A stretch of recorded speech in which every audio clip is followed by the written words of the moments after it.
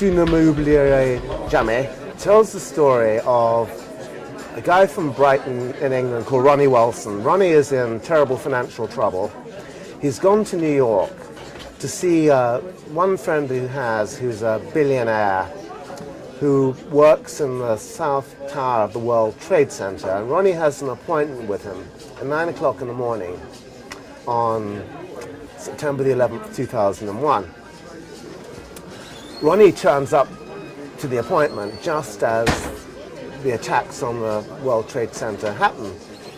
And he thinks to himself, everyone's going to think I'm in there. And he realizes he's got the golden opportunity to disappear.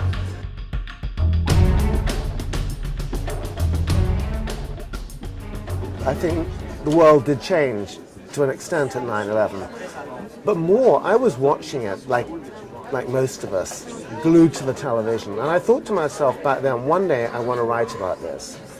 I don't know when, and obviously it's got to be some time in the future when a bit of time, water under the bridge.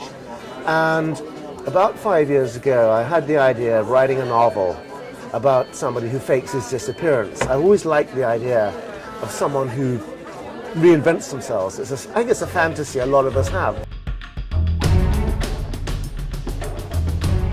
I talked to a police officer that I knew, and I said, if you wanted to fake your disappearance, what would you have to do? He said, well, 25 years ago, it was easy.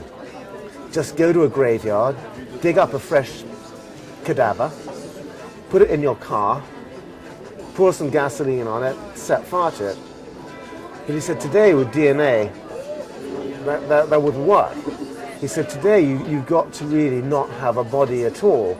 He said, the best thing is a natural disaster like a tsunami or a major terrorist atrocity like 9/11.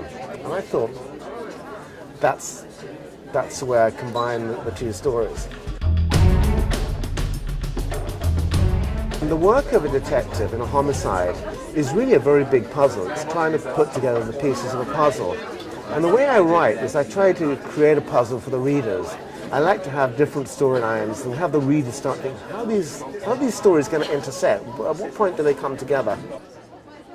Je suis très honoré d'être publié à la France. Quand j'étais jeune, j'aimais beaucoup la littérature française. J'ai lu,